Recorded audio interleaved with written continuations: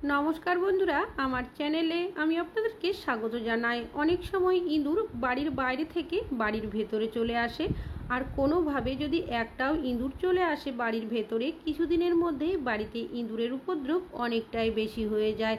তাছাড়াও অনেক সময় দেখা যায় এই ইঁদুর আমাদের জামা কাপড় কেটে দেয়, খাবার দাবার নষ্ট করে দেয়, বই খাতা কেটে দেয়, অনেক সময় দামি দামি জিনিসও নষ্ট করে দেয় এই ইঁদুর। যার কারণে আমরা বাজার থেকে বিভিন্ন ধরনের ওষুধ কেমিক্যাল কিনে নিয়ে আসি ইঁদুর মারার জন্য। তবে ইঁদুর এমন জায়গায় মরে পড়ে থাকে, অনেক সময় আমরা খুঁজেও পাই না, বাজে দুর্গন্ধ ছড়ায়। তাছাড়াও অনেকেরই বাড়িতে ছোট বাচ্চারা রয়েছে, যার কারণে আমরা অনেক সময় ওষুধ কেমিক্যাল ব্যবহার করতেও ভয় পাই। তবে ইঁদুর না মেরেই আপনারা কিন্তু খুব সহজেই বাড়ি থেকে তাড়িয়ে দিতে পারেন।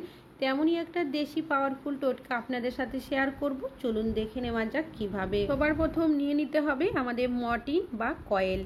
এই মর্টিন বা কয়েল আমরা প্রত্যেকেই মশা তাড়ানোর জন্য কম বেশি ব্যবহার করে থাকি। তবে আপনারা কি কখনো ইঁদুর তাড়ানোর ক্ষেত্রে ব্যবহার করেছেন? কিভাবে ব্যবহার করবেন পুরোটাই শেয়ার করব, স্কিপ না করে দেখুন, না হলে কিন্তু বুঝতে পারবেন না। একটা পেপার নিয়েছি, পেপারের মধ্যে মর্টিনটাকে হাত দিয়ে ছোট ছোট টুকরো করে দিয়ে দিয়েছি। এবার এখানে নিয়েছি একটা পাথর। আপনারা ভারী কোনো জিনিস দিয়ে এইভাবে করে আঘাত করে নেবেন, তাহলে দেখবেন মর্টিনটা কিন্তু অনেকটাই টুকরো হয়ে যাবে। তো এবার এই মর্টিনটা আপনারা কিভাবে ব্যবহার করবেন, তো এখানে আমি নিয়ে নিচ্ছি একটা কন্টেনার। তো এমন পাত্র নেবেন যেটা কোনো খাবার কাজে ব্যবহার করেন না। যে মর্টিনের গুঁড়োটা করে রেখেছিলাম সেটা এর মধ্যে দিয়ে দিয়েছি। এবার এখানে দিয়ে দিচ্ছি কিছুটা পরিমাণের জল, এখানে নর্মাল জলেরই ব্যবহার করেছি। এবার আমি এই কন্টেনারটাকে এভাবে একটু নাড়িয়ে নেব, যাতে করে জলের সাথে মর্টিনের টুকরোগুলো একটু ভালো করে মিশে যায়। এইভাবে করে রেখে দিতে হবে 5 মিনিটের জন্য। 5 মিনিট পর দেখতেই পাচ্ছেন জলের কালারটাও চেঞ্জ হয়ে গেছে, আর যে মর্টিনের টুকরোগুলো দিয়েছিলাম সেটাও কিন্তু অনেকটাই নরম হয়ে গেছে। এবার তবে আরও যে ছোট ছোট মর্টিনের টুকরোগুলো রয়েছে সেগুলো আমি আরও একবার হাত দিয়ে এইভাবে চেপে দিচ্ছি, যাতে করে জলের সাথে আরও ভালোভাবে মিশে যায়। দিয়ে দিচ্ছি কিছুটা পরিমাণের শ্যাম্পু। শ্যাম্পু যে কোনো জিনিস ক্লিন করতে খুব ভালো সাহায্য করে। তবে যদি কোনোভাবে ইঁদুরের পেটের মধ্যে চলে যায় তাহলে কিন্তু রিয়াকশন করতে শুরু করবে।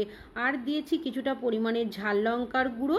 তারপর ভালো করে মিশিয়ে নিয়েছি। দিয়ে দিলাম কিছুটা পরিমাণের পাউডার, আপনারা এখানে যে কোনো এক্সপায়ার হয়ে যাওয়া পাউডার ব্যবহার করতে পারেন।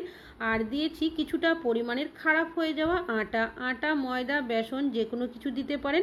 এই ধরনের জিনিস ইঁদুর কিন্তু খেতে খুবই পছন্দ করে থাকে। তো সব উপকরণগুলো খুব ভালোভাবে মিশিয়ে নিয়েছি। এটা কিন্তু একটা পাওয়ারফুল সলিউশনের তৈরি হয়ে গেছে। তবে ডাইরেক্ট দিলে ইঁদুর কিন্তু কোনোভাবেই খাবে না। এখানে একটা খারাপ হয়ে যাওয়া রুটি নিয়েছি, তারপর খুব ভালো করে এটাকে এর মধ্যে লাগিয়ে দিতে হবে। চাইলে আপনারা এখানে কিন্তু খারাপ হয়ে যাওয়া ব্রেডেরও ব্যবহার করতে পারেন। তবে যদি কোনো কিছু না থাকে সেক্ষেত্রে আপনারা কোনো খারাপ হয়ে যাওয়া আলুর টুকরো বা কোনো সবজিরও ব্যবহার করতে পারেন। তো এইভাবে করে রুটির চারিদিকে আমি লাগিয়ে দিয়েছি। এবার এটাকে কি করব, এইভাবে রেখে দেব 2 মিনিটের জন্য। তারপর এটাকে ঠিক রোলের মতো করে এইভাবে করে মুড়িয়ে দেব, হাত দিয়ে আমি ভালো করে চেপে দিয়েছি। এবার রোলটা যাতে খুলে না যায়, এখানে আমি একটা সুতো নিয়েছি।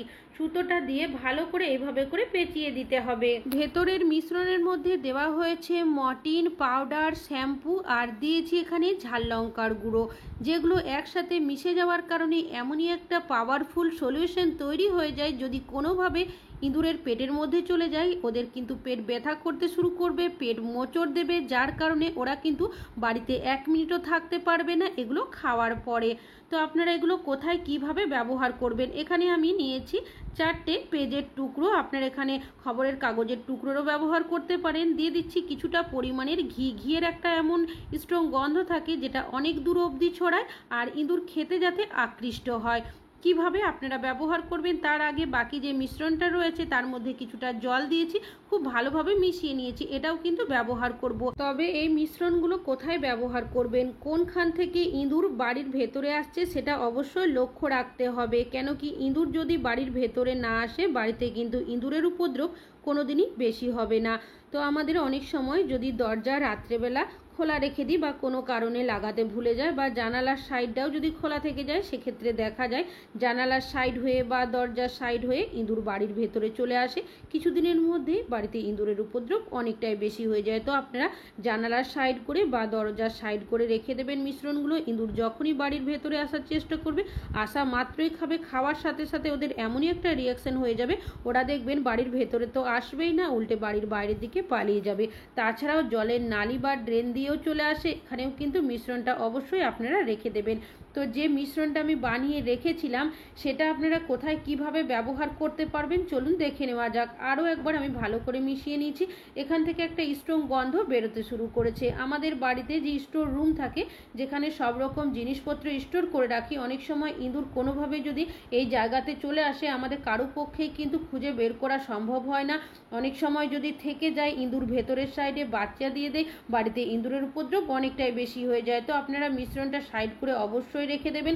তাছাড়াও যেখানে খাট বা সোফা থাকে, অনেক সময় আমরা ঢুকে যেতে দেখি ভেতরে, কিন্তু পরক্ষণেই আর দেখতে পাই না। তো আপনারা এই মিশ্রণটা অবশ্যই খাট বা সোফা সাইড করেও রেখে দেবেন। তাছাড়াও এই মিশ্রণটা আপনারা আর কোথায় ব্যবহার করতে পারবেন, জলের নালি বা ড্রেন যেখানেই আপনাদের থাকবে, সেখানে কিন্তু অবশ্যই মিশ্রণটা ছড়িয়ে রাখবেন। দেখবেন এর গন্ধের কারণে ইঁদুর কিন্তু কোনোভাবেই বাড়ির বাইরে থেকে ভেতরে আসবে না।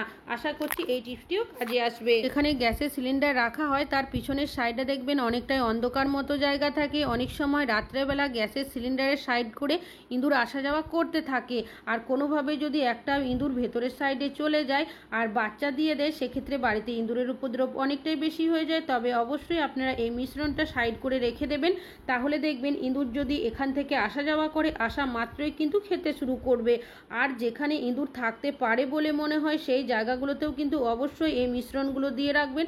রাত্রেবেলা আমরা যখন কিচেনের লাইট অফ করে শোয়ার জন্য চলে যাই, খাবারের গন্ধ শুকে অনেক সময় ইঁদুর দেখবেন কিচেনে চলে আসে। কোনোভাবে যদি খাবার দাবার ভুল করে রেখে দিই, সেক্ষেত্রে খাবার দাবার তো নষ্ট করে, পুরো কিচেনটাকেও নোংরা করে চলে যায়।